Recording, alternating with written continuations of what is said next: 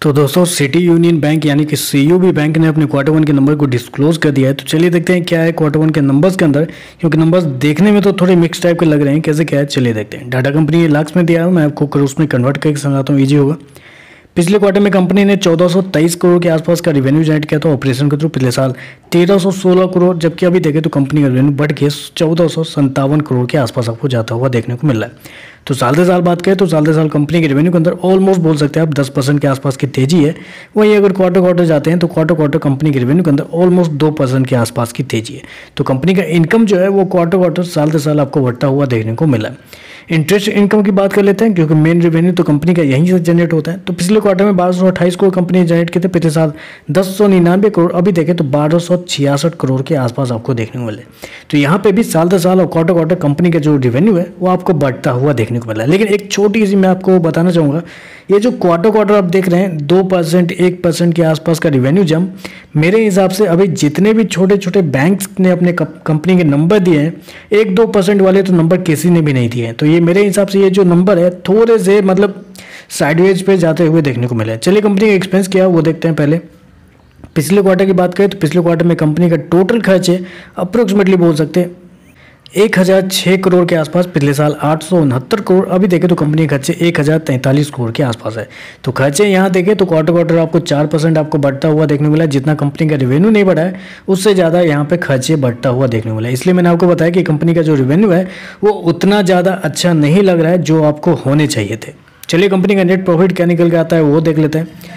पिछले क्वार्टर की बात करें तो पिछले क्वार्टर में 218 करोड़ का प्रॉफिट था, पिछले साल 225 करोड़, अभी देखें तो कंपनी का प्रॉफिट 227 करोड़ के आसपास है। तो कंपनी के प्रॉफिट की बात करें तो साल से साल कंपनी के प्रॉफिट के अंदर 1% की भी चेंजेस आपको देखने को नहीं मिल रही है। 1% भी नहीं बढ़ा, 1% से कम ही कंपनी का प्रॉफिट बढ़ता हुआ देखने को मिला है।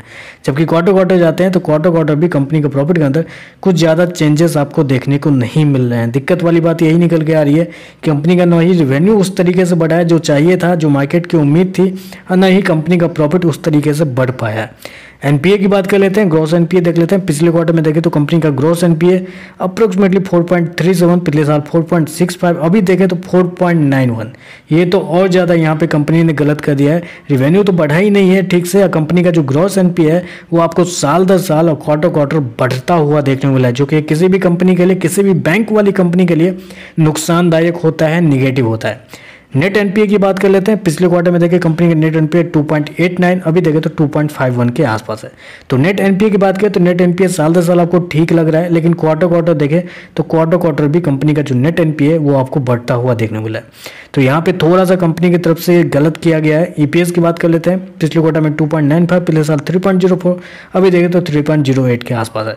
तो ओवरऑल देखें तो मेरे हिसाब से ये जो नंबर कंपनी के द्वारा दिए गए, देखिए सुनने में आपको खराब लगेगा, लेकिन आपको एटलीस्ट 2 दिन आपको मौका मिलेगा आपको अपने टेक्निकल देखने का, अपने स्टडी करने का, चार्ट देखने का कि आपके लिए कौन सा लेवल सही होगा, एवरेज करने का कौन सा लेवल सही होगा, एग्जिट करने का, वो आपके पास मौका मिलेगा। क्योंकि ये जो नंबर कंपनी के द्वारा जो दिए गए हैं वो किसी भी एंगल से मुझे तो अच्छे नहीं लग रहे हैं। बाकी देखते हैं मार्केट को कैसा लगता है, लेकिन मेरे हिसाब से नंबर थोड़े से कमजोर देखने को मिल रहे हैं।